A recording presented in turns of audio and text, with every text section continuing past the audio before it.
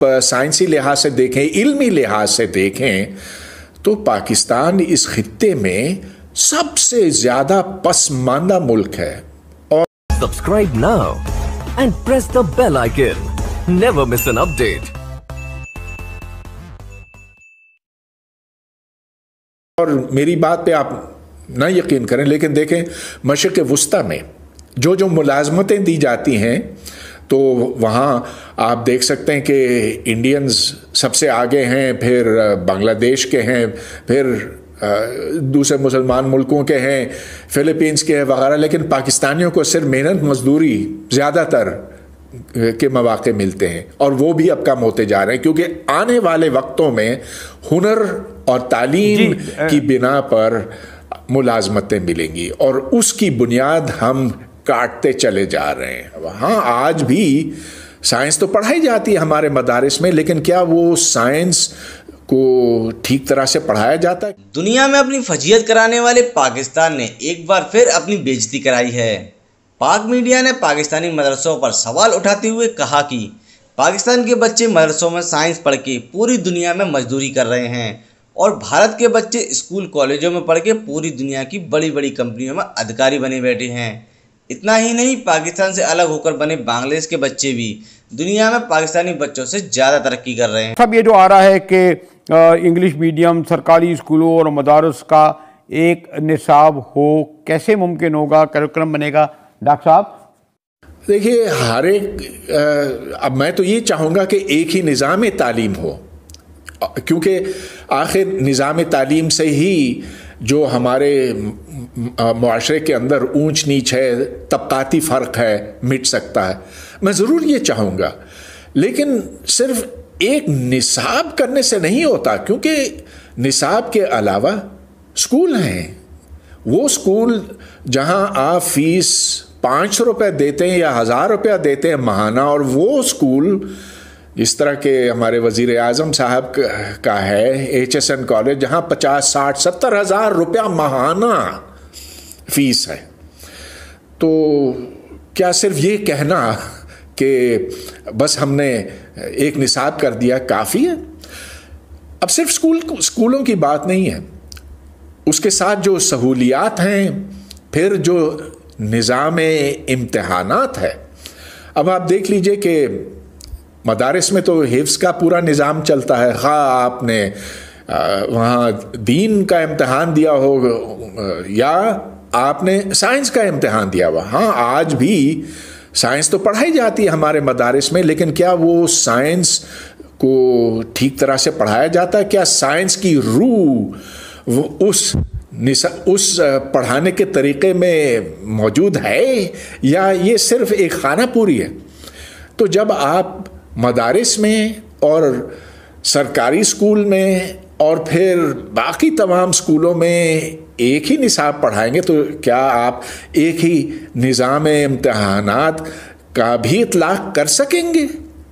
मुझे तो लगता है कि ये महज कौम की आंखों में धूल झोंकने वाली बात है।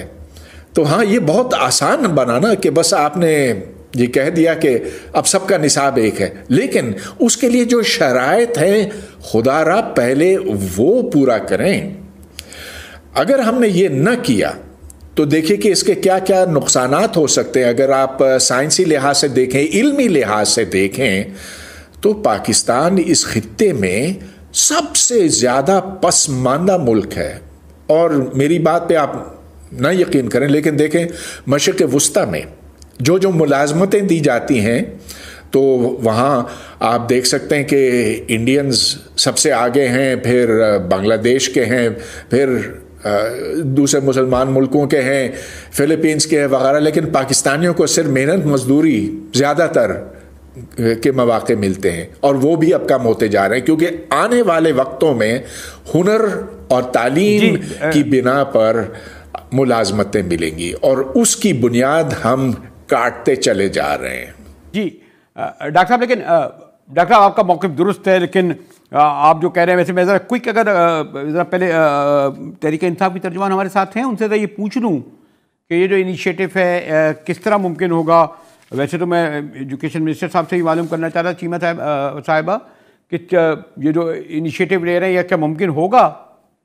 जबकि सूबा सिंध जो है, चाहे कोई इशू हो, आपको वैसे भी एक्सेप्ट नहीं करता, फिर और भी मसाइल हैं बलूचिस्तान खैबर पख्तूनख्वा में। मुसर्रत बीबी जी देखें, बिल्कुल देखें, शुरुआत तो करनी पड़ेगी, इसको हम अनअटेंडेड नहीं छोड़ सकते।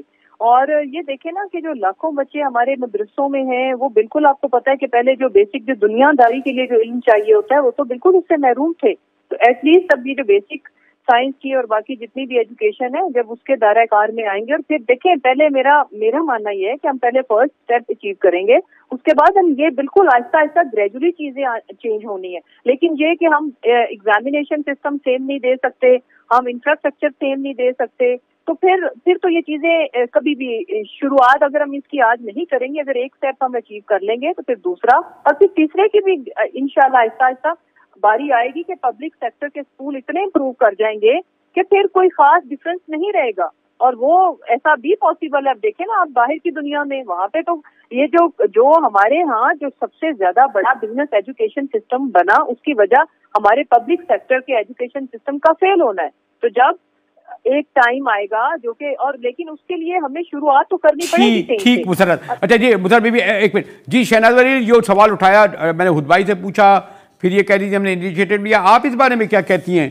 ये तो चले पंजाब वालों से मैं राय साहब को बाद में अलग रखता हूँ, इनका इशू अलग है कि ये जो एक निसाब। एक सेकंड में सिर्फ ऐड करूं कि हमने काफी ज्यादा स्कूल्स पे काम किया। अगर उसका मुझे आप मौका देंगे तो पंजाब गवर्नमेंट ने जो कुछ किया है वो मैं आपको बता सकती हूँ कि हम किन लाइन पे काम कर रहे हैं। उसके लिए मैं अलग आपको बुलाऊंगा ना एक प्रोग्राम में, पूरा पंजाब का एजुकेशन करने के लिए वक्त पे। जी शहनाज, जो आपने मुसर्रत बीबी के सुना और फिर डॉक्टर हुदबाई ने जो रखा, जरा क्विक जरा कंक्लूड करूं अगर मैं आपसे।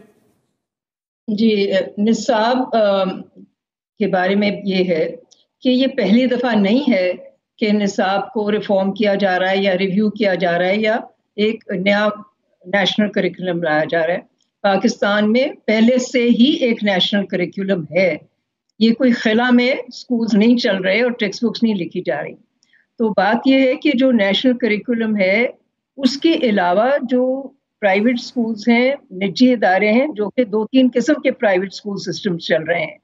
एक तो वो है जो कि बहुत ज़्यादा फीस चार्ज करता है, जहाँ पे जो वालदैन, जिन मालदार वालदैन हैं, हाई इनकम ग्रुप्स हैं, वो अपने बच्चों को भेजते हैं। उन स्कूलों की फीस 20,000, 30,000, 35,000, 40,000 तक भी जाती है।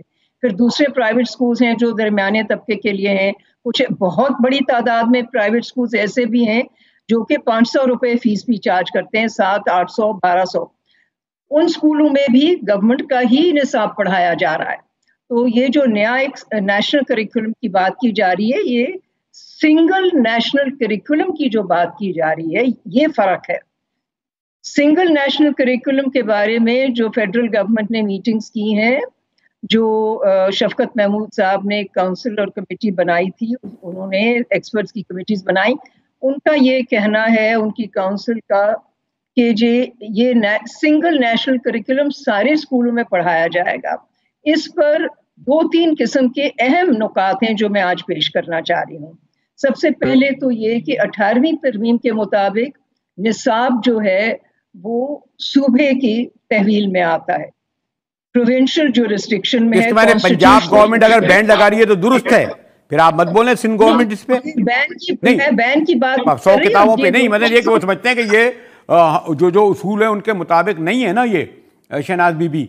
तो अगर आपने प्रोविंस को ये दे दिया, आपने सिंध में इसी तरह कुछ और उसूल नाफिज कर दिए कि नहीं? नहीं, एक मिनट मुजाहिद साहब प्लीज, इस बात को आप ज्यादा कंफ्यूज ना कीजिए।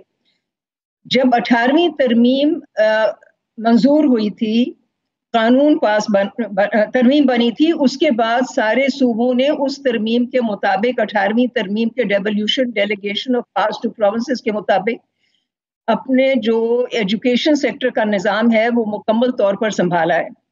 अब करिकुलम के ऊपर पोजीशन हुकूमत सिंध की तो काफ़ी वाज़ेह है। वो पोजीशन ये है कि हम हुकूमत सिंध डिपार्टमेंट ऑफ एजुकेशन के ज़रिए अपना करिकुलम रिव्यू उन्होंने किया है, काफ़ी अरसे से ये काम जारी है। और इसमें जो भी कोई सिंगल नेशनल करिकुलम अगर फेडरल गवर्नमेंट की तरफ से वाज़े किया जाता है तो उसमें से वो देखेंगे कि सिंध ने जो करिकुलम काम किया है उसमें वो शामिल किया जाएगा। नाज़मीन भी आपको भी पता है ये इशू बहुत ही मुझे एजुकेशन का, और मैं तो चाह रहा था कि आपसे बराह गुफ्तगू का, तो बहुत वसी इशू है, लेकिन ये जो हम लोगों के जो चैनलों को इसका बड़ा मसला होता है।